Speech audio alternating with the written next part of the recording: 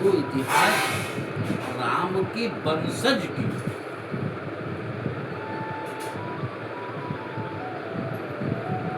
राम के ही वंश में राजा हरिश्चंद्र का भी जन्म हुआ ना, जो बनारस में गुरु के घर बिक गए।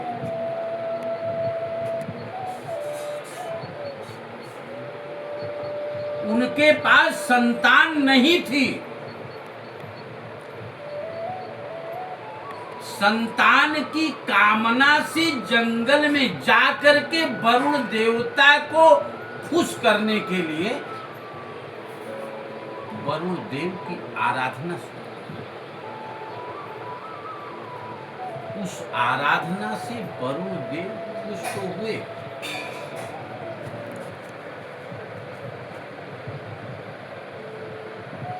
और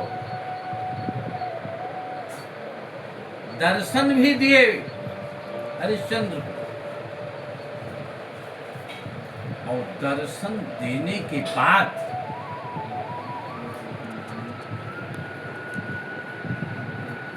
कहा कि हम तो आपके कामना की पूर्ति कर देंगे, आप हमको क्या देंगे।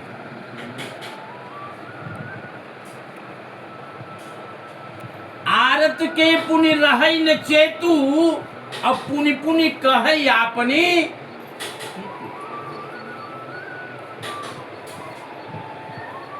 राजा हरिश्चंद्र को ये थी कि मुझे किसी भी प्रकार से संतान की प्राप्ति, वरुण देव ने कहा कि आपको संतान की प्राप्ति, मुझे क्या था?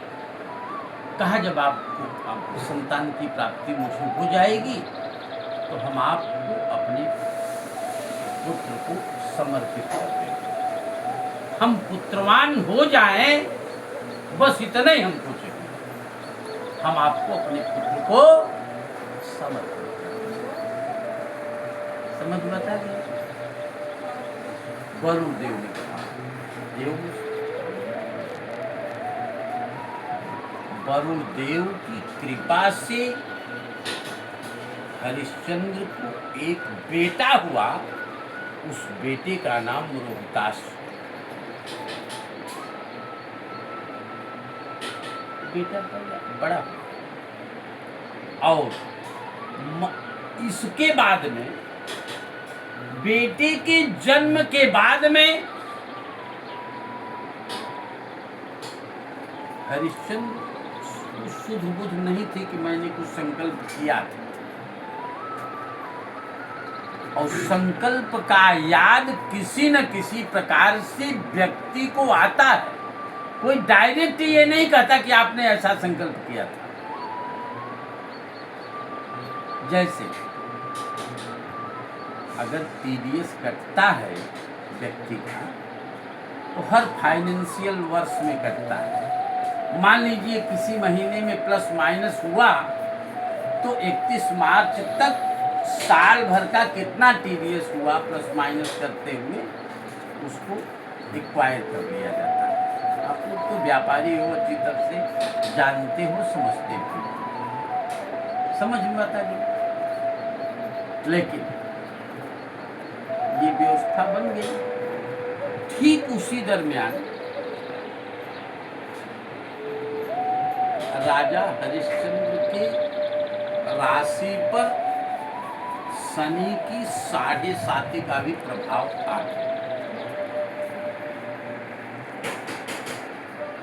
उसी शनि की 7.5 के प्रभाव के कारण और बातें विस्मृत होती गई। कितना भी व्यक्ति परेशान होता है, लेकिन उसको समझ में नहीं आता कि मैंने संकल्प किया था, मैंने ये संकल्प किया। संकल्प करने में कुछ पैसे वैसे नहीं लगते, और संकल्प भी 3 प्रकार का होता है, मनसा, वाचा और कर्मणा। तो मन से ही संकल्प किए थे कि जब बेटा हमको हो जाएगा तो हम आपको प्रसाद के रूप में प्रस्तुत कर देंगे। लेकिन व्यक्ति को जब जन्म होता है, जैसे गर्भे व्याधौ श्मशाने च पुराणे या मतिर्भवेत् यदि सा स्थिरताम याति को न मुच्येत बंधुना। माँ के गर्भ में रहने पर भी व्यक्ति को ज्ञान होता है। जैसे हम आप आपस में बैठे हैं ना, उसी प्रकार से साक्षात परमात्मा का दर्शन होता है, साक्षात दर्शन होता है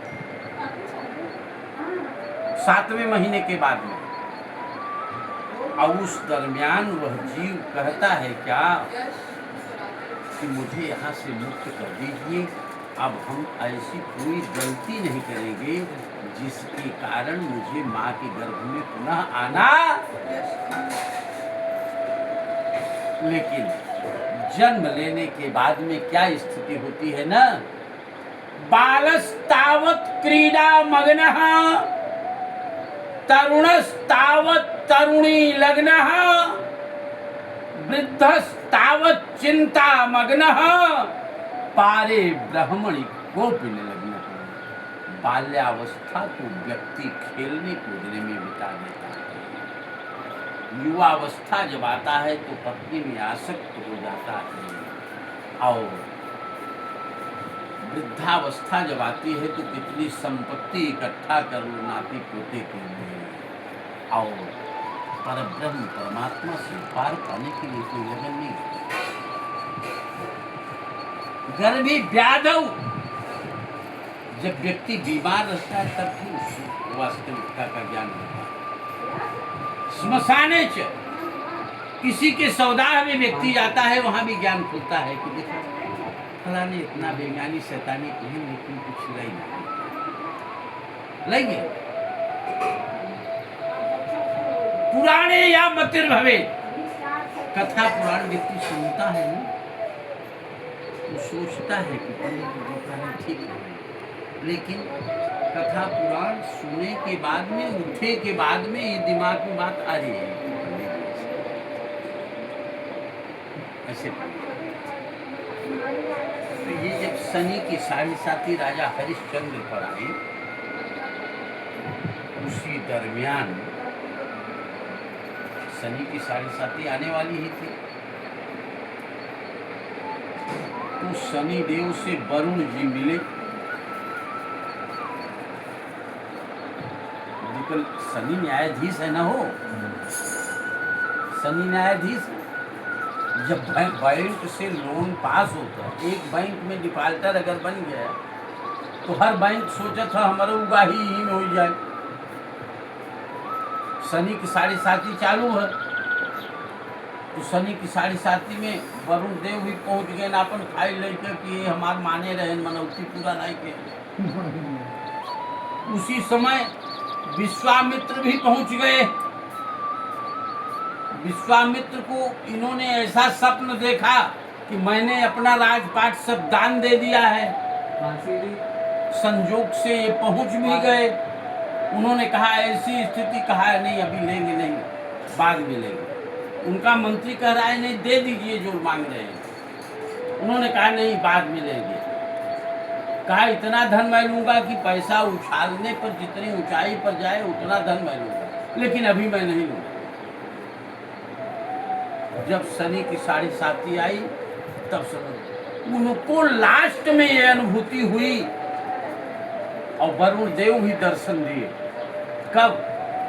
जब अपने बेटे के सौदा के लिए पत्नी से कहा कि मुझे, मैं बिना वो मैंने कर लिए तुमको शव जलाने नहीं दूंगा। इस दरमियान शनिदेव, शनि की 7.5 का तीसरा चरण चल रहा है। तो व्यक्ति कभी भी कोई भी संकल्प करे और भगवान की कृपा से जब आ जाए मन में भाव, तो उसको पूर्ण कर लेना। संकल्प में बहुत बड़ी ताकत होती है। जैसे सत्यनारायण भगवान की कथा में अगर जाएंगे तो 4 श्रोता हैं, उसमें संकल्प की ही व्यवस्था बनी हुई है। और संकल्प व्यक्ति को ऊंचाई की शिखर तक भी ले जाता है, संकल्प व्यक्ति को नीचे की शिखर तक भी ले जाता है। जैसे जो भी आपने संकल्प किया है ये योजना की पूर्ति के लिए, जिस उद्देश्य के लिए भगवान भोलेनाथ आपकी कृपा करे। बोलिए यज्ञ नारायण भगवान की जय।